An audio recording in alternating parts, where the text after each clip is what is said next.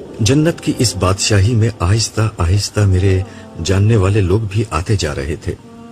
مختلف مجالس میں ان سے ملاقاتیں ہو رہی تھیں.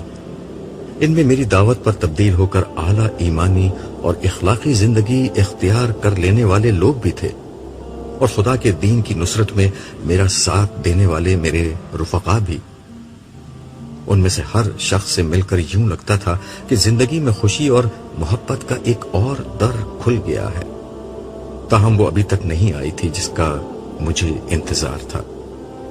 گرچہ اس انتظار میں کوئی زحمت یا پریشانی نہیں بلکہ مزہ ہی تھا. پھر ایک روز، گرچہ اس نئی دنیا میں شب و روز نہیں رہے تھے، صالح میرے پاس آ کر کہنے لگا، سردار عبداللہ، تمہارے لیے ایک بری خبر ہے.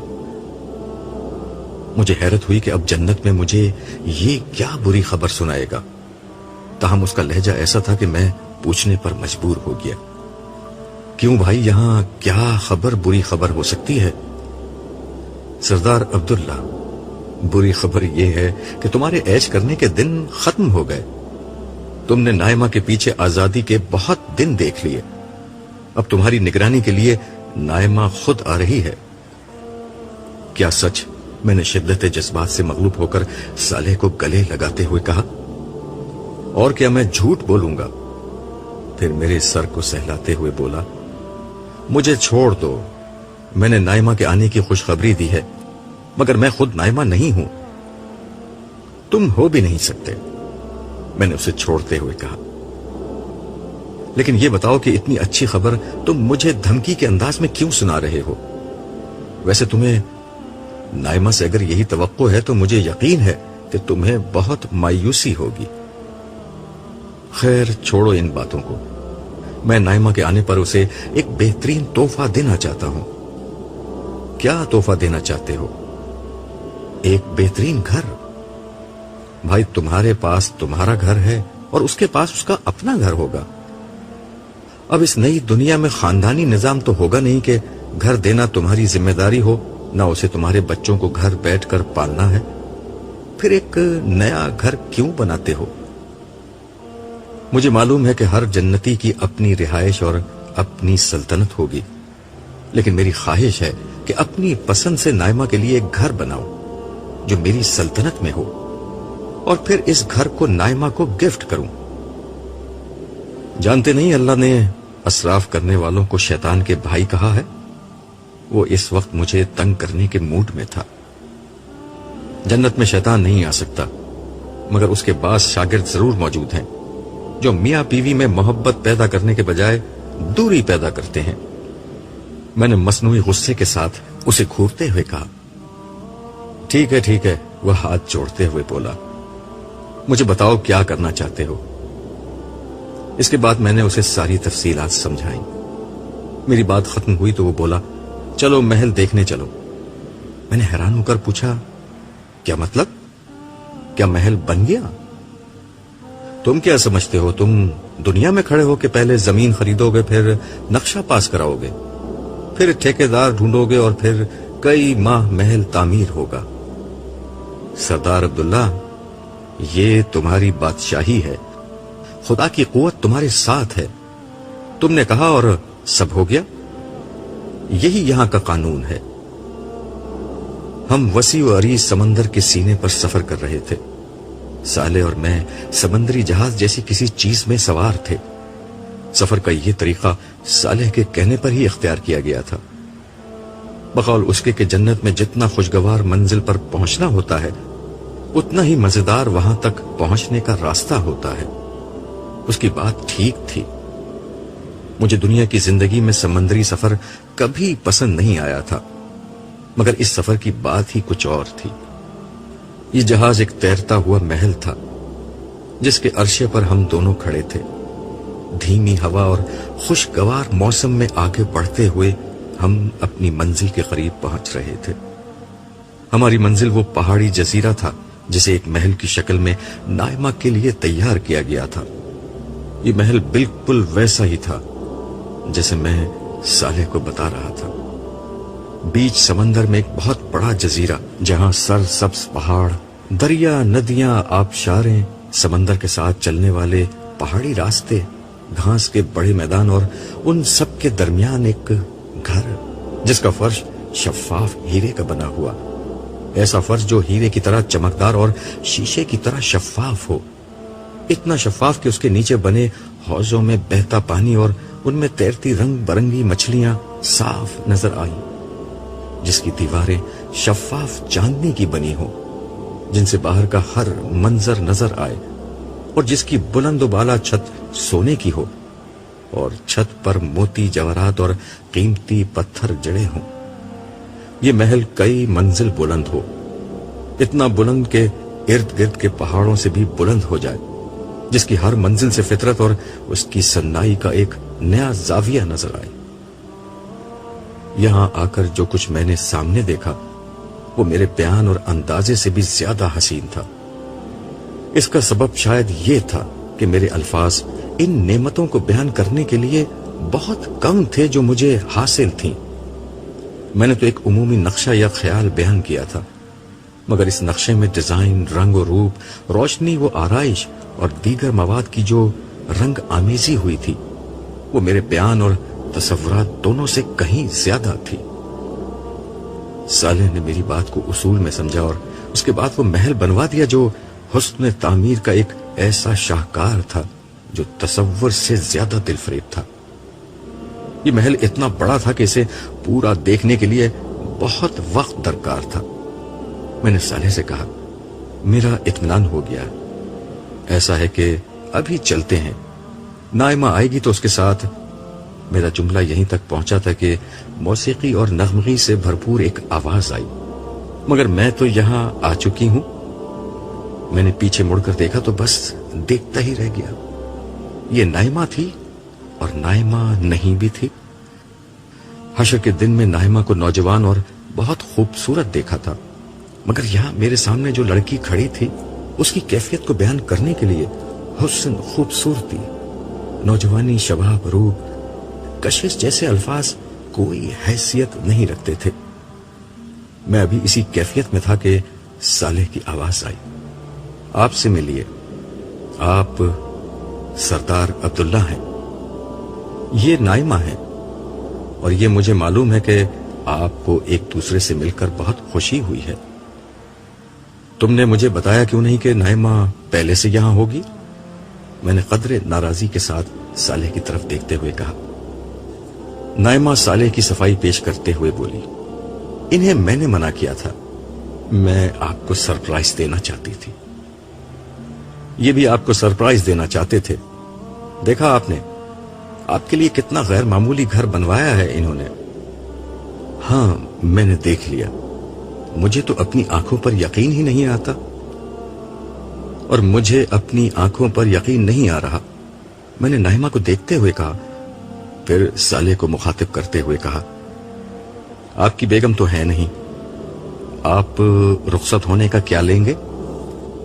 उसने हंसते हुए जवाब दिया, मैं दुनिया में हमेशा तुम्हारे साथ रहा था, आज भी ये चाहता हूं कि तुम्हारे साथ रहूं। मगर भाई, उस वक्त आप नजर नहीं आया करते थे, वो शरारती अंदाज में बोला। यह अब भी मुमकिन है कि मैं गायब रहकर यहां मौजूद रहूं। ये कहते ही वो हमारी नजरों से गायब हो गया और फिर उसकी आवाज आई, ऐसे ठीक है? नहीं भाई नहीं, ऐसे नहीं चलेगा, नाइमा एकदम बोली। सालेह दोबारा जाहिर हो गया। नाइमा ने उसे देखकर इत्मीनान का सांस लिया और बोली, आप वादा करें जब भी आएंगे इंसानों की तरह सामने आएंगे और जाएंगे तो इंसानों की तरह जाएंगे। अच्छा भाई अच्छा, उसने सर हिलाकर जवाब दिया, मगर उसकी आंखों में बदस्तूर शरारत चमक रही थी। वो बड़ी मासूमियत से बोला, मसला यह है कि मैं इंसान तो हूं नहीं, फिर इंसानों वाले ज़ाब्ते मुझ पर कैसे अप्लाई हो सकते हैं? सोच लो, मेरी पहुंच तुम्हारे सरदार तक है, मेरी एक शिकायत पर वो तुम्हें वाकई इंसान बना सकते हैं। मैंने मुस्कुराकर कहा तो वो लहजे में उदासी लाते हुए बोला, यार धमकियां क्यों देते हो? मैं वादा करता हूं कि मैं आऊंगा और जाऊंगा तो इजाजत ले लिया करूंगा, और अगर तुम कहो तो मैं अभी चला जाता हूं। यह कहकर वो पीठ फेर कर मुड़ा और 2-4 कदम चला, फिर घूमकर नाइमा से बोला, گرچہ میرے جانے سے کوئی فرق نہیں پڑتا، کیونکہ تم دونوں کے بچے یہاں آ چکے ہیں اور ان کا فیصلہ ہے کہ ہم اپنی ماں کی شادی خود کریں گے، اس کے بعد ہی تم عبداللہ کے گھر آ سکتی ہو۔ صالح نے بالکل صحیح کہا۔ لیلا اندر آتے ہوئے زور سے بولی اور تیر کی طرح بھاگ کر میرے پاس آ گئی۔ اس کے پیچھے ہی انور، جمشید، عالیہ اور عارفہ بھی تھے۔ ان کو دیکھ کر میری خوشی کئی گنا بڑھ گئی۔ میں نے سب کو اپنے گلے لگا کر پیار کیا۔ ملنے ملانے سے فارغ ہوئے تو نائمہ نے قدرے غصے کے ساتھ ان سے کہا، یہ کیا بچپنے والی بات تم لوگ کر رہے ہو کہ ہماری دوبارہ شادی ہوگی؟ عالیہ نے کہا، امی پچھلی دنیا میں ہم میں سے کوئی بھی آپ کی شادی میں موجود نہیں تھا، اس لیے ہم سب بہن بھائیوں کی متفقہ رائے یہ ہے کہ ہم آپ لوگوں کی شادی بڑے دھوم دھام سے کریں گے۔ ہم آپ کو خود دلہن بنا کر رخصت کریں گے اور اس وقت تک آپ کا ابو سے پردہ ہوگا۔ انور نے مداخلت کرتے ہوئے کہا، پردے والی بات تو بڑی سخت ہے، بس اتنی شرط لگا دو کہ تنہائی میں نہیں ملیں گے۔ اس مہربانی کا بہت شکریہ، یہ بتا دو کہ شادی کب ہوگی؟ میں نے بے بسی سے پوچھا۔ جب تیاریاں مکمل ہو جائیں گی، عارفہ نے بڑی سنجیدگی سے کہا۔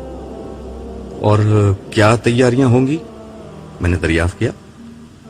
میں بتاتی ہوں، لیلا بولی، جگہ تو یہی ٹھیک ہے، بس کپڑے زیورات وغیرہ کا انتظام کرنا ہے، اور مجھے بھی اپنے ذرا اچھے کپڑے بنوانے ہیں، ابو جیسے۔ مجھے تو ابو کے کپڑے دیکھنے کے بعد اپنے کپڑے اچھے ہی نہیں لگ رہے۔ جمشید نے بھی مطالبات میں اپنا حصہ ڈالا۔ اچھا، یہ سب تیاریاں ہو گئیں تو شادی ہو جائے گی؟ میں نے پوچھا۔ کیوں نہیں؟ سب نے مل کر کہا۔ چلو پھر ابھی ہی چلو، میں تمہیں جنت کے سب سے بڑے شاپنگ کے علاقے میں لے چلتا ہوں۔ ویسے تو تم لوگ وہاں گھس بھی نہیں سکتے، لیکن میری طرف سے جو دل چاہے آج شاپنگ کر لو۔ اس پر سارے بچوں نے خوشی کا ایک نعرہ لگایا۔ پھر ہم شاپنگ کے لیے روانہ ہو گئے۔ یہ ایک اور الف لیلوی جگہ تھی۔ میں اس سے پہلے صالح کے ساتھ یہاں کئی دفعہ آ چکا تھا، مگر ہر دفعہ یہاں نت نئی چیزیں موجود ہوا کرتی تھی۔ اس جگہ کے لیے شاپنگ سینٹر یا بازار جیسی اصطلاحات قطعاً غیر مناسب تھی۔ یہ سینکڑوں میل تک پھیلا ہوا ایک علاقہ تھا جو رنگ و نور کے سیلاب سے روشن تھا۔ یہاں رات کا وقت ہی طاری رہا کرتا تھا۔ کھانے پینے، پہننے اور برتنے کی یہاں اتنی اشیاء تھی کہ ان کی تعداد تو دور کی بات ہے، ان کی مختلف اقسام اور ویرائٹی ہی کروڑوں کی تعداد میں تھی۔ ہر جگہ یہاں فرشتے تعینات تھے۔ لوگ ڈسپلے سے چیز پسند کر لیتے اور پھر فرشتوں کو نوٹ کرا دیتے، جس کے بعد یہ چیزیں لوگوں کے گھروں میں پہنچا دی جاتی۔ فرشتے ہر شخص کا ریکارڈ چیک کر کے اس کے بارے میں سب کچھ جان لیتے۔ اس بازار کے دو حصے تھے۔ ایک حصے میں عام جنتی خریداری کر سکتے تھے، دوسرا حصہ خواص کے لیے مخصوص تھا۔ عام لوگ یہاں جا تو سکتے تھے، مگر یہاں خریداری کی اجازت صرف اعلیٰ درجے کے جنتیوں کو تھی۔ یہ سب پہلی دفعہ یہاں آئے تھے۔ میں پہلے انہیں عوام والے حصے میں لے کر گیا۔ یہ لوگ اس کو دیکھ کر ہی خوشی سے پاگل ہو گئے۔ اس کے بعد انہوں نے جو دل چاہا خریدنا شروع کر دیا۔ البتہ نائمہ سارے وقت میرے ساتھ ہی رہی۔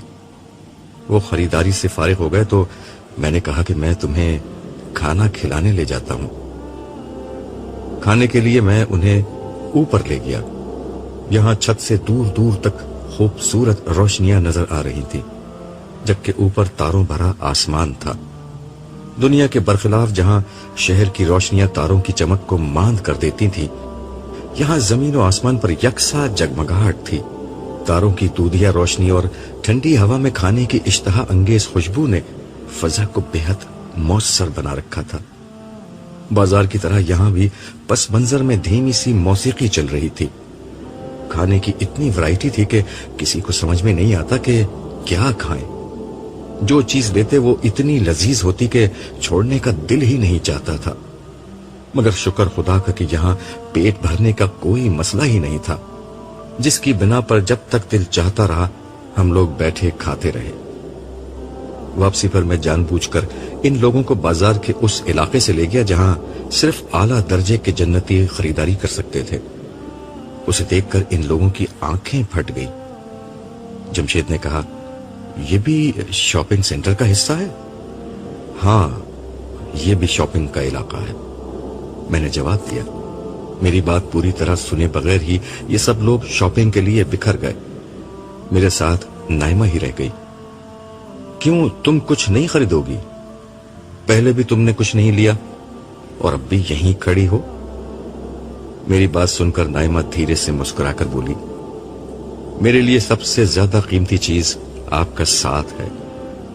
یہ انمول چیز آپ کے قرب کے سوا کہیں اور نہیں ملے گی.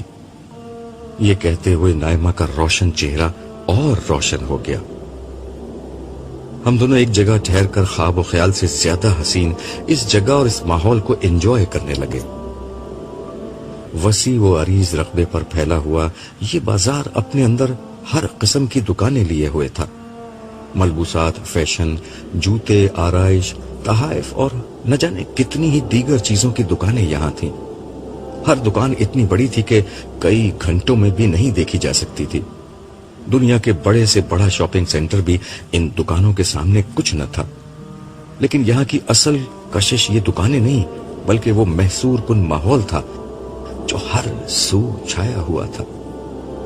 دل و دماغ کو اپنی طرف کھینچتی چیزوں سے بھری دکانیں, ان میں جگمگ جگمگ کرتی روشنیاں, معطر فضا, خنخوا دھیمی دھیمی موسیقی, خوبصورت فوارے, رنگ و نور کی ہزار صنائیاں, طرح طرح کے دیگر ڈیزائنز, دلکش مناظر اور حسین ترین لوگوں کی چہل پہل, سب مل کر ایک انتہائی متاثر کن ماحول پیدا کر رہے تھے.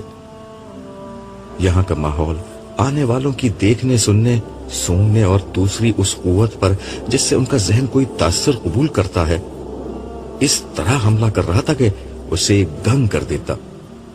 دوسروں کے لیے یہ جگہ خریداری کی جگہ تھی, جبکہ میرے لیے یہ ذوق جمال کی تسکین کا ایک اعلیٰ ذریعہ تھی. مگر اس وقت تو نائمہ کے قرب نے یہاں کے ہر رنگ کو میری نظر میں پھیکا کر دیا تھا. لیکن ہماری تنہائی کے لمحات بہت مختصر رہے, کیونکہ تھوڑی ہی دیر میں لیلا لوٹ آئی اور کہنے لگی, ابو وہ جو ہیروں کا تاج ہے مجھ پر کیسا لگے گا؟ بہت پیارا لگے گا, مگر ابو یہ لوگ کہہ رہے ہیں کہ آپ اسے خرید نہیں سکتی. اچھا, میں نے اتنا ہی کہا تھا کہ باقی لوگ بھی منہ لٹکائے لوٹ آئے. انور نے کہا, ابو چلیں, یہاں زیادہ اچھی چیزیں نہیں ہیں. دوسرے الفاظ میں انگور کھٹے ہیں. نائمہ ہنستے ہوئے بولی, نہیں, یہ انگور اتنے کھٹے بھی نہیں ہیں. چلو میرے ساتھ چلو. میں ان سب کو لے کر اس جگہ گیا جہاں فرشتہ موجود تھا. میں نے اس سے کہا, میرا نام عبداللہ ہے, یہ میرے بیوی بچے ہیں, انہیں جو چاہیے آپ دے دیجئے. فرشتے نے مسکراتے ہوئے کہا, سردار عبداللہ, میں معذرت چاہتا ہوں کہ آپ کو خود آنے کی زحمت کرنی پڑی. انہیں جو چاہیے یہ لوگ لے سکتے ہیں. ان سب کا چہرہ خوشی سے دمک اٹھا اور یہ لوگ ایک دفعہ پھر خریداری مشن پر نکل کھڑے ہوئے. دربار کا آغاز ہونے والا تھا. اہل جنت کے عوام و خواص, درباری و مقربین, انبیاء و صدیقین اور صالحین سب اپنی اپنی جگہوں پر آ کر بیٹھ رہے تھے. دربار سے قبل اللہ تعالیٰ کی طرف سے ایک خصوصی دعوت کا اہتمام تھا. یہ دعوت ابھی تک ہونے والی سب سے بڑی دعوت تھی, جس میں حضرت آدم سے لے کر قیامت تک کے تمام اہل جنت جمع تھے. 5 جلیل القدر رسولوں کو اللہ تعالیٰ کی طرف سے اس دعوت کی میزبانی کی ذمہ داری دی گئی تھی. نوح علیہ السلام, ابراہیم علیہ السلام, موسیٰ علیہ السلام, عیسیٰ علیہ السلام اور محمد صلی اللہ علیہ وسلم اس تقریب کے میزبان تھے. یہ دعوت ایک بہت بلند پہاڑ کے دامن میں منعقد ہوئی تھی. یہ بہت وسیع اور کشادہ میدان تھا جو ایک باغ کی شکل میں پھیلا ہوا تھا. یہاں سے دور دور تک پھیلا سر سبز و شاداب علاقہ آنکھوں کو ٹھنڈک دے رہا تھا. اس میدان کے بیچ بیچ میں دریا بہ رہے تھے. اس دعوت کا پورا انتظام عرب کی روایات اور عجم کی شان و شوکت کے لحاظ سے ترتیب دیا گیا تھا، اسی لیے نشستیں شاہی تخت کی شکل میں تھیں جن پر ہیرے اور موتی جڑے ہوئے تھے۔ زمین پر دور دور تک دبیز قالین اور غالیچے بچھے ہوئے تھے۔ غلمانوں کی ایک بہت بڑی تعداد ہاتھوں میں شراب کے جگ لیے پھر رہے تھے۔ اہل جنت کو جس قسم کی شراب کی طلب ہوتی وہ نظر اٹھاتے اور یہ غلمان لمحے بھر میں حاضر ہو کر ان کی خواہش کے مطابق جام بھر دیتے۔ یہ شراب کیا تھی؟ شفاف مشروب تھا جس میں لذت، سرور اور ذائقہ تو بے پناہ تھا، مگر نشے کی خرابیاں یعنی بدبو، درد سر، عقل کی خرابی وغیرہ کچھ نہیں تھی۔ ساتھ میں مختلف قسم کے پرندوں اور دیگر جانوروں کے گوشت سے تیار کیے گئے لذیذ کھانے سونے اور چاندی کی رکابیوں میں مسلسل پیش کیے جا رہے تھے۔ درختوں کی ڈالیاں پھلوں سے لدی تھی اور جب کسی پھل کا جی چاہتا وہ ڈالی جھک جاتی اور لوگ اس پھل کو توڑ لیتے۔ زرق برق لباس پہنے حسین و جمیل نوجوان مرد اور عورتیں ہر سمت نظر آ رہے تھے۔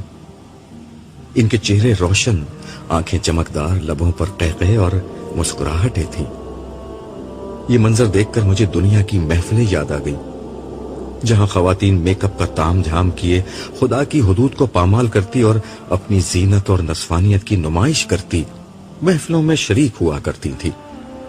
مرد اپنی نگاہوں کو جھکانے کے بجائے اس نمائش سے اپنا حصہ وصول کرتے تھے۔ اپنی نمائش سے رکنے والی خواتین اور اپنی نگاہوں کو پھیرنے والے مردوں کو کتنی مشقت کا سامنا کرنا پڑتا تھا، مگر اب ساری مشقت ختم۔ میں نے دل میں سوچا یہ محفل حسین ترین خواتین سے بھری ہوئی تھی جن کے لباس اور زیورات اپنی خوبصورتی میں بے مثل اور ہر نظر کو خیرہ کرنے کے لیے بہت تھے، مگر اللہ تعالیٰ نے انسانوں کے قلوب اس طرح پاکیزہ کر دیے تھے کہ نگاہوں میں آلودگی اور دلوں میں خیانت کا تصور بھی نہیں رہا تھا۔ ہر مرد اور ہر عورت خوبصورتی مگر پاکیزگی کے احساس میں زندہ تھا۔ اب اپنی زینت کے اخفا کا کوئی حکم تھا اور نہ نگاہوں کو پھیرنے کی کوئی پابندی تھی۔ کتنی تھوڑی تھی وہ مشقت اور کتنا زیادہ ہے یہ بدلہ۔ میرے ساتھ میرے گھر والے اور دور و نزدیک کے احباب کا حلقہ تھا۔ میرے بیوی بچے دوبارہ شادی کروا کر بہت خوش تھے۔ اسی موقع پر جمشید اور امورہ کی رضامندی سے ان کی شادی کر دی گئی اور وہ بھی ہمارے خاندان کا حصہ بن چکی تھی۔ زندگی خوشیوں اور سرشاریوں کی شاہراہ پر ہموار طریقے سے رواں دواں تھی۔ میرے دل میں بس ایک بے نام سا احساس تھا، وہ یہ کہ میرے سارے محبت کرنے والے لوگ میرے ساتھ آ چکے تھے سوائے میرے استاد فرحان احمد صاحب کے۔ ایک مہم سی امید تھی کہ شاید میں دربار میں ان سے مل سکوں۔ دعوت کے اختتام پر لوگ دربار میں اپنی اپنی متعین نشستوں پر آ کر بیٹھنا شروع ہو گئے۔ عرش الہی کے بالکل قریب مقربین بیٹھے ہوئے تھے۔ ان میں حضرت انبیاء، صدیقین و شہداء اور صالحین کی ایک بہت بڑی تعداد شامل تھی، جبکہ باقی اہل جنت ان کے پیچھے بیٹھے ہوئے تھے۔ اس نشست کی سب سے خاص بات یہ تھی کہ آج پہلی دفعہ لوگوں نے دیدار الہی کی اس نعمت سے فیضیاب ہونا تھا جو اہل جنت کا سب سے بڑا احساس تھا۔ نبی کریم صلی اللہ علیہ وسلم نے خبر دی تھی کہ جس طرح دنیا میں 14ویں کا چاند کا دیدار کیا جاتا ہے اسی طرح جنت میں دیدار الہی ہوگا۔ اس لیے لوگوں میں بے پناہ جوش و خروش تھا۔ اس کے علاوہ آج ہی کے دن لوگوں کو ان کے اعزاز و مناقب رسمی طور پر عطا کیے جانے تھے، چنانچہ ہر شخص دربار کے آغاز کا منتظر تھا۔ لوگ اپنی اپنی نشستوں پر براجمان ہو چکے تھے۔ ہر زبان پر تسبیح و تمجید، ہر دل میں تکبیر و تحلیل اور ہر نگاہ میں حمد و تشکر کے احساسات تھے۔ لوگ بار بار یہ بات کہہ رہے تھے کہ یہ سب اللہ کا احسان ہے کہ اس نے ہماری رہنمائی کر دی، وگرنہ ہم کبھی اس جنت تک نہیں پہنچ سکتے تھے۔ دربار کے آغاز پر فرشتوں نے اللہ کی تسبیح و تمجید کی۔ اس کے بعد داؤد علیہ السلام تشریف لائے اور اپنی پرسوز آواز میں ایک حمدیہ گیت اس طرح گایا کہ سما بند گیا۔ اس کے بعد حاملین عرش نے اعلان کیا کہ پروردگار عالم اپنے بندوں سے گفتگو فرمائیں گے۔ کچھ ہی دیر میں اللہ تعالیٰ نے انتہائی محبت اور نرمی کے ساتھ اپنے بندوں سے گفتگو فرمانا شروع کی۔ اس گفتگو میں اللہ تعالیٰ نے اپنے بندوں کی بڑی تحسین فرمائی جو اپنی محنت، جدوجہد اور صبر سے اس مقام تک پہنچے تھے۔ بندوں سے پوچھا گیا کہ کیا وہ اس صلے پر راضی ہیں جو ان کی محنت کے عوض انہیں ملا ہے؟ سب نے یک زبان ہو کر جواب دیا کہ ہم نے اپنی توقعات سے بڑھ کر بدلہ پایا ہے، اور وہ کچھ پایا ہے جو کسی اور مخلوق کو نہیں ملا۔ ہم کیوں تجھ سے راضی نہ ہوں؟ اس پر ارشاد ہوا، اب میں تمہیں وہ دے رہا ہوں جو ہر چیز سے بڑھ کر ہے، میں تمہیں اپنی رضا سے نوازتا ہوں۔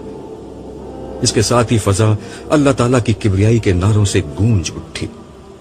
پھر مناقب و اعزاز کا سلسلہ شروع ہوا۔ یہ بہت طویل عمل تھا، لیکن یہاں ان گنت نعمتیں مسلسل مہیا کی جا رہی تھیں جن کی بنا پر لوگ اطمینان کے ساتھ بیٹھے ہوئے تھے۔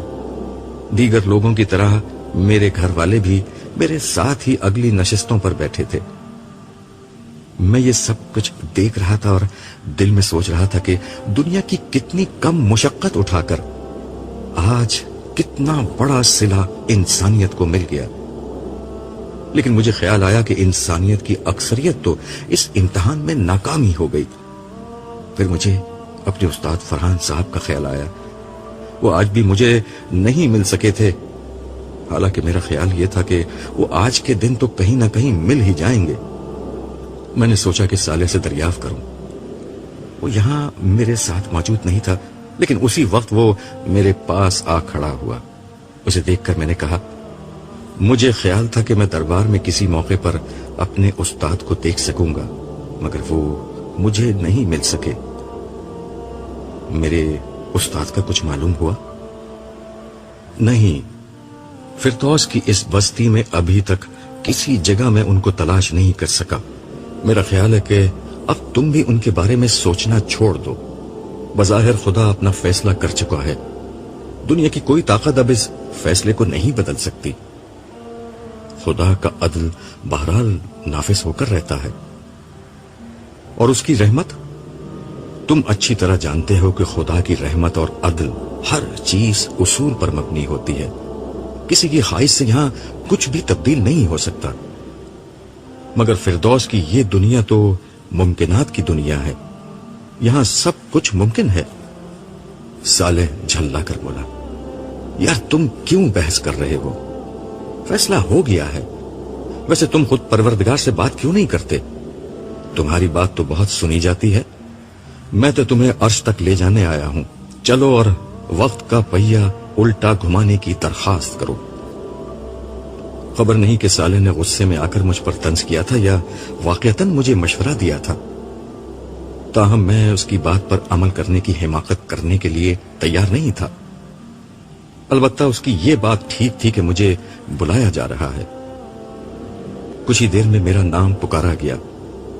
میں جو ابھی تک اطمینان سے بیٹھا تھا، لرزتے دل کے ساتھ کھڑا ہو گیا۔ میں دھیرے دھیرے قدموں سے چلتا ہوا اس ہستی کے حضور پیش ہو گیا جس کے احسانوں کے بوجھ تلے میرا رواں رواں دبا ہوا تھا۔ قریب پہنچ کر میں سجدے میں گر گیا۔ کچھ دیر بعد صدا آئی، اٹھو۔ میں دھیرے دھیرے اٹھا اور جھکی نظر کے ساتھ ہاتھ باندھ کر کھڑا ہو گیا۔ اللہ تعالیٰ نے بہت نرمی اور ملائمت کے ساتھ دریافت کیا، عبداللہ آج کے دن میرے لیے کیا لائے ہو؟ میں یہاں لینے آیا تھا، کچھ دینے کے لیے نہیں، اس لیے یہ سوال قطعاً غیر متوقع تھا، تاہم جو میرے پاس تھا وہ میں نے کہہ دیا۔ مالک، جو اچھا عمل میں نے کیا وہ در حقیقت تیری ہی توفیق سے تھا، اسے تو میں پیش نہیں کر سکتا۔ رہی اپنی ذات تو میرے پاس تیری اعلیٰ ترین ہستی کے حضور پیش کرنے کے لیے بہت ساری ندامت اور بے انتہا عجز کے سوا کچھ نہیں۔ اچھا کیا ندامت اور عجز لے آئے، یہ چیزیں میرے پاس نہیں ہوتی، میں انہیں تمہارے نام سے اپنے پاس رکھ لوں گا۔ اب بولو کیا مانگتے ہو؟ عرض کیا، عطا اور رضا دونوں مل گئی ہیں، میرا ظرف اتنا چھوٹا ہے کہ اس کے بعد مانگنے کے لیے کچھ نہیں بچتا، لیکن آپ جو بھلائی اور بھیک عطا فرمائیں گے میں اس کا محتاج ہوں۔ قریب موجود حاملین عرش میں سے ایک فرشتے کو اشارہ ہوا، اس نے میرے اعزاز و مناقب بیان کرنا شروع کر دیے۔ یہ تو مجھے معلوم تھا کہ میں اس نئی دنیا کے حکمران اور ایلیٹ کلاس کا حصہ ہوں، مگر یہاں جو کچھ دیا گیا وہ میری حیثیت، توقعات اور اوقات سے بہت زیادہ تھا۔ فرشتہ بول رہا تھا اور میں شرم سے سر جھکا کر یہ سوچ رہا تھا کہ پروردگار عالم کی کریم ہستی مجھ گناہگار کے ساتھ ایسی ہے تو نیکوں کاروں کے ساتھ کیسی ہوگی۔ فرشتہ خاموش ہوا تو مجھے مخاطب کر کے کہا گیا، عبداللہ گناہگار تو سب ہوتے ہیں، مگر رجوع اور توبہ کرنے والوں کو میں گناہگار نہیں لکھتا، اور تم نے مجھ سے اور میری اس ملاقات سے بندوں کو متعارف کرانے کے لیے زندگی لگا دی تھی، تمہیں تو میں نے وفادار لکھا ہے۔ لمحہ بھر کی خاموشی کے بعد کہا گیا، مجھے معلوم ہے جو کچھ ابھی تم سالے سے کہہ رہے تھے، میں وہ بھی جانتا ہوں جو تم حشر میں اپنے نامہ اعمال کی پیشی کے وقت سوچ رہے تھے۔ تم یہی سوچ رہے تھے نا کہ کاش ایک موقع اور مل جائے، کاش کسی طرح گزرا ہوا وقت پھر لوٹ آئے، تاکہ میں ایک ایک شخص کو جھنجھوڑ کر اس دن کے بارے میں خبردار کر سکوں۔ عبداللہ میں تمہاری تڑپ سے بھی واقف ہوں اور اپنی ذات سے وابستہ تمہاری امیدوں سے بھی۔ یہ بھی تم نے ٹھیک سمجھا کہ بے شک میں بے نیاز ہوں، اور یہ بھی کہ میں صاحب جمال و کمال اور جلال والا ہوں۔ میں یہ بھی جانتا ہوں کہ تمہارا کل اثاثہ یہی ہے کہ تمہاری پہنچ میرے قدموں تک ہے۔ میرے لیے تمہاری بھی اہمیت ہے اور تمہاری اس بات کی بھی، لیکن خاموشی کا پھر ایک وقفہ آیا اور میں لرزتے دل کے ساتھ سوچ رہا تھا کہ میرے رب سے نہ زبان سے نکلنے والے الفاظ پوشیدہ رہتے ہیں اور نہ دل میں آنے والے خیالات اس کے علم سے باہر رہ سکتے ہیں۔ بے اختیار میری زبان سے نکلا، میرے رب تو پاک ہے۔ مجھے معلوم تھا کہ تم اپنی دلی تمنا کے اظہار کے لیے یہی پیرائے بیان اختیار کرو گے۔ دیکھو، لوگوں کو دوبارہ دنیا میں بھیجنا میری اس گیم کا حصہ نہیں، اس لیے دنیا میں نہ تم جا سکتے اور نہ دوسرے انسان، مگر وقت میرا غلام ہے، میں چاہوں تو اس کا پہیہ الٹا گھما سکتا ہوں۔ پھر ایک فرشتے کو اشارہ ہوا، وہ ہاتھوں میں چاندی کے اوراق کا ایک پلندہ لے کر میرے قریب آیا۔ میں نے دیکھا تو پہلے ورق پر سونے کے تاروں سے لکھا ہوا تھا، جب زندگی شروع ہوگی۔ صدا آئی، عبداللہ یہ تمہاری روداد ہے، اس نئی دنیا میں جو تمہارے ساتھ ہوا اس کا کچھ حصہ اس میں محفوظ کر دیا گیا ہے۔ تمہاری خاطر اب تمہاری اس داستان کو وقت کی کھڑکی سے دوبارہ پچھلی دنیا میں بھیجا جا رہا ہے۔ اس بات کا انتظام کیا جائے گا کہ یہ روداد انسانوں تک پہنچا دی جائے، میں اپنے بندوں اور بندیوں کے دلوں میں ڈال دوں گا، وہ تمہاری اس داستان کو اپنے ہر جاننے والے تک پہنچا دیں گے، ہر اس شخص تک جسے وہ آخرت کی رسوائی سے بچا کر جنت کی منزل تک پہنچانے کے خواہش مند ہوں گے۔ عجب نہیں کہ کوئی خوش بخت اس پیغام کو پڑھ کر اپنے عمل کو بدل دے، عجب نہیں کہ کسی کی زندگی بدل جائے، عجب نہیں کہ کسی کا مستقبل بدل جائے۔ میں لوگوں کو تمہاری درخواست پر ایک موقع اور دینا چاہتا ہوں، ابدی خسارے سے پہلے، ابدی ہلاکت سے پہلے۔ میں بے اختیار اللہ اکبر کہتا ہوا سجدے میں گر گیا۔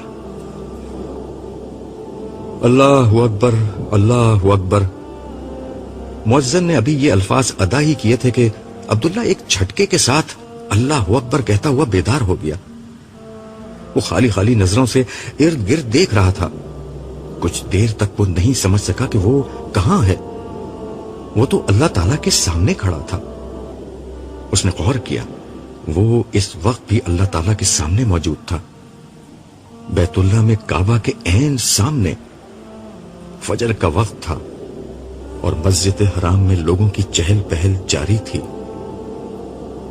تو کیا میں نے خواب دیکھا تھا؟ عبداللہ نے خود سے سوال کیا. مگر وہ تو بالکل حقیقت تھی. وہ حشر کا دن، وہ جنت کی محفل اور خدا کے سامنے میری حاضری. اگر وہ حقیقت تھی تو پھر یہ کیا ہے؟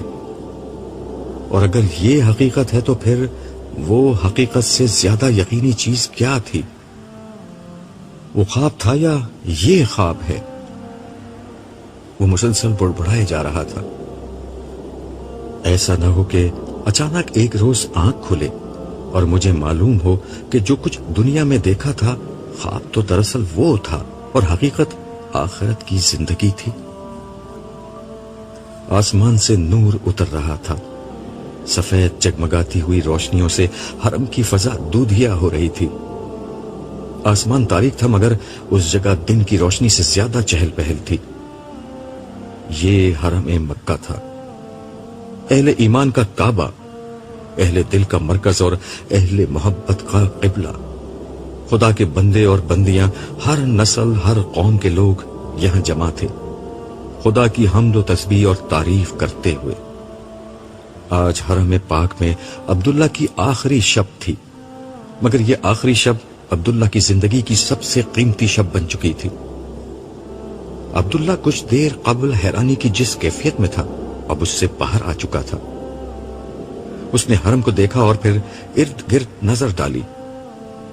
حرم سے باہر ہر طرف بلند و بالا عمارات کا منظر تھا. یہ دیکھ کر اس پر ایک دوسری کیفیت طاری ہو گئی. اس کی آنکھوں سے آنسو بہنے لگے. اس کا دل مالک ذوالجلال کے حضور سراپا التجا بن گیا. مالک، قیامت کا حادثہ سر پر آ کھڑا ہوا ہے. ننگے پاؤں بکریاں چرانے والے اونچی اونچی عمارتیں بنا رہے ہیں. تیرے محبوب رسول کی پیش گوئی پوری ہو چکی ہے. اب مجھے تیرے بندوں تک تیرا پیغام پہنچانا ہے. قیامت سے قبل انہیں قیامت کے حادثے سے خبردار کرنا ہے. مجھے لوگوں کو جھنجھوڑنا ہے. آج دنیا کی محبت فکر آخرت پر غالب آ چکی ہے. تیری ملاقات سے غفلت عام ہے. حکمران ظالم ہیں اور عوام جاہل. امیر مال مست ہیں اور غریب حال مست. تاجر منافع خور ذخیرہ اندوز اور جھوٹے ہیں. سیاستدان بددیانت ہیں، ملازم کام چور ہیں. مردوں کا مقصد حیات صرف دولت کمانا بن چکا ہے اور عورتوں کا مقصد زندگی محض زیب و زینت اور اپنی نمائش. عبداللہ کی آنکھوں سے آنسو جاری تھے. اس کے دل سے مسلسل دعا و مناجات نکل رہی تھیں. وہ دعا جس کا قبول ہونا شاید مقدر ہو چکا تھا. مولا، آج لوگ تجھ سے غافل و بے پرواہ ہو کر ظلم اور دنیا پرستی کی زندگی گزار رہے ہیں.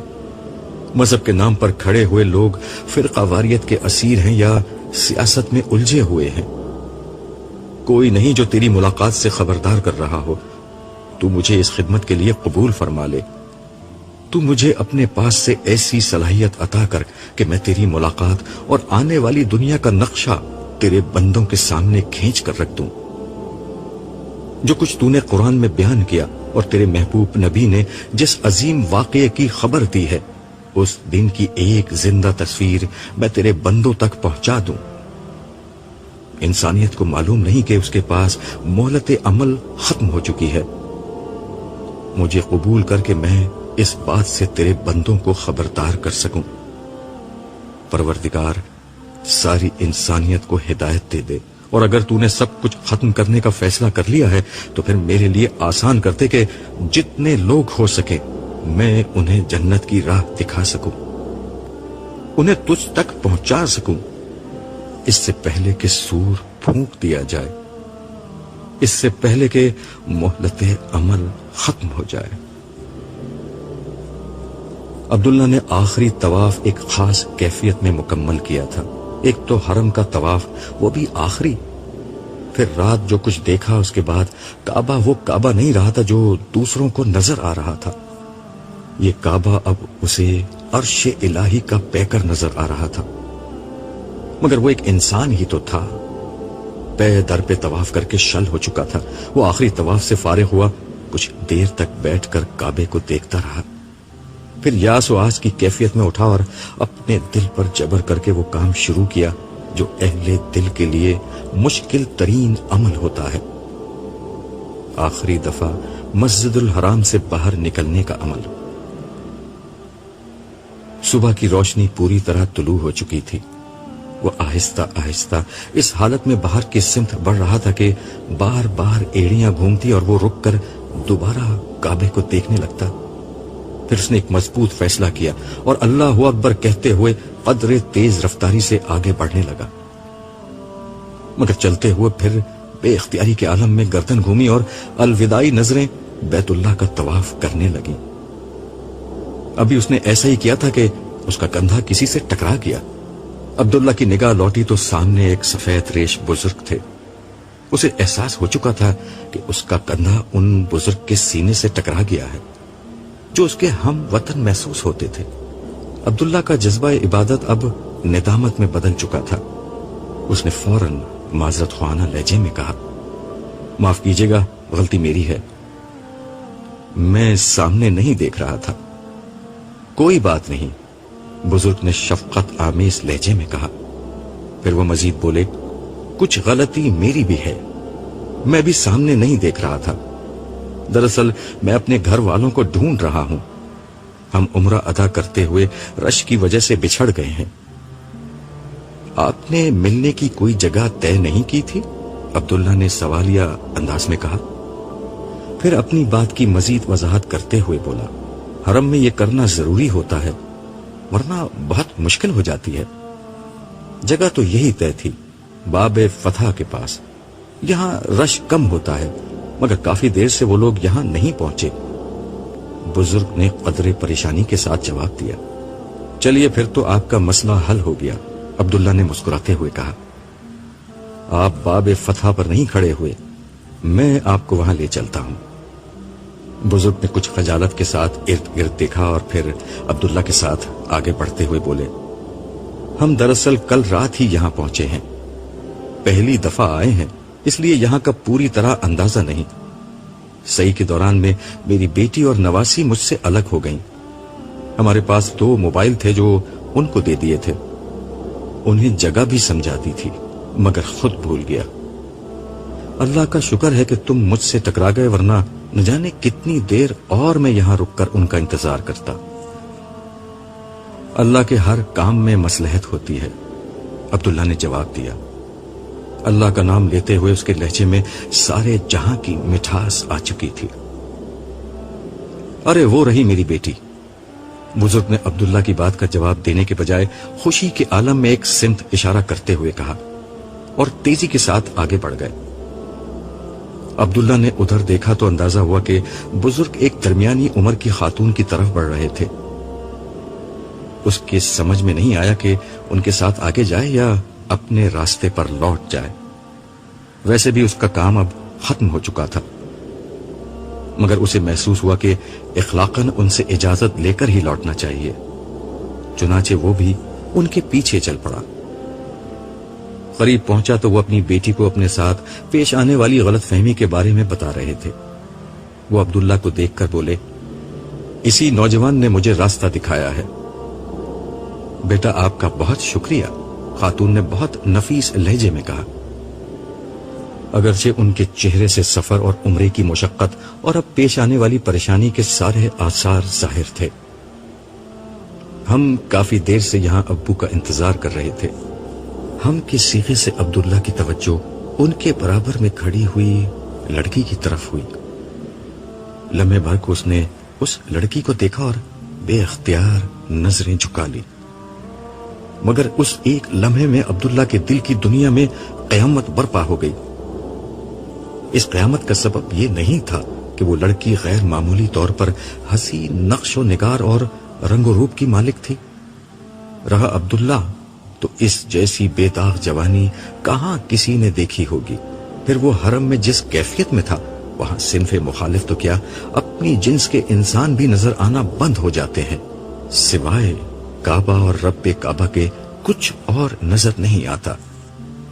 اور اس صبح سے تو رب کعبہ کا تصور انتہائی گہرا ہو چکا تھا۔ اس نے خواب میں پروردگار عالم کی حضوری کا جو شرف حاصل کیا تھا، اس کے بعد عبداللہ کو کچھ ہوش نہیں تھا۔ ایسے میں خواب کی دیگر تفصیلات اسے کہاں یاد رہ سکتی تھی، مگر اس دلکش نسوانی چہرے نے خواب کی ایک ایک تفصیل اسے یاد دلا دی۔ ہر منظر، ہر واقعہ ذہن کے صفحات پر اس طرح تازہ ہو گیا تھا کہ گویا کوئی لکھی ہوئی کتاب ہے جسے بے تکلف وہ پڑھتا چلا جا رہا ہو، اور اب اس کتاب کا سب سے روشن وقت اس کے سامنے کھلا ہوا تھا۔ اس کے سامنے سرتاسر روشنی اور سراپا نور نائمہ کھڑی ہوئی تھی۔ خاموشی کا وقفہ طویل ہو رہا تھا، مگر عبداللہ اس سے بے نیاز گردن جھکائے کھڑا تھا۔ وہ اپنے آپ کو یقین دلانے میں مشغول تھا کہ جو کچھ اس نے دیکھا ہے وہ اس کا وہم ہے، اس کی نظر کا دھوکہ ہے، اس کی یادداشت کی کمزوری ہے، یا شاید اس کی عمر کا تقاضا ہے، یا پھر شیطان کی در اندازی ہے جو حرم سے رخصت ہوتے وقت اس کی ساری ریاضت اور محنت کو ضائع کرنا چاہتا ہے۔ شیطان حرم میں آنے والے بڑے بڑے نیک لوگوں کی کمائی اسی طرح لمحہ بھر میں لوٹ لیتا ہے۔ کسی بھی بہانے سے ایک نظر کی خواہش، ایک لمس کا جذبہ، ایک لمحے کی حیوانیت، ایک لمحے کی ہوس عمر بھر کی ریاضت کو برباد کر سکتی ہے۔ ہاں، یہی لمحہ بطور آزمائش میری زندگی میں آ گیا ہے۔ شیطان چاہتا ہے کہ میں اس لڑکی کو اپنے خواب کی تعبیر سمجھ کر اپنی آنکھوں میں شیطان کو بسیرا کرنے دوں۔ میں اس کو ایسا نہیں کرنے دوں گا، ہرگز ایسا نہیں کرنے دوں گا۔ عبداللہ نے دل میں سوچا اور فیصلہ کیا کہ اسے فوراً یہاں سے رخصت ہو جانا چاہیے، مگر اس سے قبل کہ وہ ان لوگوں سے اجازت لیتا، خاموشی کی طویل ہوتے ہوئے وقفے کو ایک تھکی ہوئی مگر انتہائی مترنم آواز نے توڑا۔ نانا ابو، جاگتے ہوئے ساری رات ہو گئی ہے، اب جلدی سے ہوٹل چلیے۔ اس آواز نے عبداللہ کے رہے سہے ہوش بھی اڑا دیے۔ یہ آواز اس کے لیے اجنبی قطن نہ تھی، اسے ہلکا سا چکر آیا۔ بزرگ جو اس کی کیفیت سے قطن بے خبر تھے بولے، ہاں بیٹا چلتے ہیں، ذرا ان سے اجازت لے لیں۔ اس سے قبل کہ وہ بزرگ عبداللہ سے کچھ کہتے، ان کی صاحبزادی نے جو ایک نفیس طبیعت کی خاتون تھیں عبداللہ سے پوچھا، بیٹا چلتے چلتے اپنا نام تو بتاتے جاؤ۔ میرا نام عبداللہ ہے۔ بمشکل عبداللہ کی زبان سے یہ الفاظ نکلے۔ اب یہ وہ وقت تھا جب تہذیبی تقاضوں کے پیش نظر بزرگ نے اپنے آپ کو متعارف کرانا ضروری سمجھا۔ اچھا ہوا بیٹا آمنہ تم نے ان سے تعارف حاصل کر لیا، میں بھی اپنا تعارف کرا دوں۔ میرا نام اسماعیل ہے اور یہ میری بیٹی آمنہ ہے۔ پھر وہ ایک لمحے کے لیے رکے اور اپنی نواسی کی طرف دیکھتے ہوئے محبت آمیز لہجے میں بولے، اور یہ سب سے زیادہ تھکی ہوئی میری نواسی ہے، اس کا نام نائمہ ہے۔ عبداللہ کی شدید ترین خواہش تھی کہ ایک اجنبی نام اس کے کانوں تک پہنچے تاکہ وہ کچھ تو خود کو بہلاوا دے سکے، مگر نائمہ کا نام تابوت کی آخری کیل بن کر اس کے کانوں میں گونجا۔ اس دفعہ دنیا کی کوئی طاقت عبداللہ کو دوبارہ نظر اٹھانے سے نہیں روک سکی۔ اس کے سامنے واقعی نائمہ کھڑی ہوئی تھی، وہ لڑکی جسے اس نے زندگی میں پہلی دفعہ جاگتی آنکھوں سے دیکھا تھا۔ مگر عبداللہ نے گھومتے ہوئے دماغ سے سوچا، اگر وہ خواب تھا تو یہ کیسی حقیقت تھی؟ یہ اگر حقیقت ہے تو پھر وہ خواب؟ معاملہ عبداللہ کی برداشت سے زیادہ ہو چکا تھا۔ اسے آنے والے چکر اب تیز ہو گئے۔ وہ نائمہ کو دیکھتے ہوئے لہرایا اور بے ہوش ہو کر زمین پر گر پڑا۔ یہ ناول اگر آپ نے مکمل کر لیا ہے تو امید ہے کہ بیشتر قارئین کی طرح یہ آپ کے لیے ایک نئی دنیا کا تعارف ثابت ہوا ہوگا۔ آپ کی دلچسپی شاید اب ناول کے اگلے حصے میں ہو، لیکن میری دلچسپی اس بات میں ہے کہ یہ ناول آپ کے لیے پروردگار عالم کی آخری کتاب کا ایک نیا تعارف بن جائے۔ میں نے جو کچھ لکھا ہے وہ قرآن مجید اور احادیث کے بیانات اور مجمل اشارات کی شرح و وضاحت میں لکھا ہے۔ اللہ بدلے کے دن کا مالک ہے، جنت اصل کامیابی ہے، جہنم کا خسارہ حقیقی ناکامی ہے، دنیا کی زندگی دھوکہ اور متاع قلیل ہے، انسان کی ابدی کامیابی صرف اور صرف ایمان اور عمل صالح کی قرآنی دعوت کی پیروی میں ہے۔ یہی سب انبیاء کی دعوت اور قرآن مجید کا خلاصہ ہے۔ مجھے یقین ہے کہ اس ناول کو پڑھنے کے بعد جب آپ قرآن مجید کو سمجھ کر ترجمے کے ساتھ پڑھیں گے تو آپ پر قرآن مجید کے بیانات کی معنویت بڑی حد تک واضح ہونے لگے گی۔ قرآن آپ کے لیے ایک اندیکھی دنیا کا نہیں بلکہ ایک مانوس دنیا کا تعارف بن جائے گا۔ اگر آپ نے قرآن مجید کو اس طرح پا لیا تو یہ میری سب سے بڑی کامیابی ہوگی۔ امید ہے کہ اس ناول کے مطالعے کے بعد آپ کم از کم ایک مرتبہ پورے قرآن مجید کو ترجمے کے ساتھ ضرور پڑھیں گے، اور کیا ہی اچھا ہو کہ قرآن مجید آپ کی زندگی بن جائے۔ خیر اندیش ابو یحییٰ۔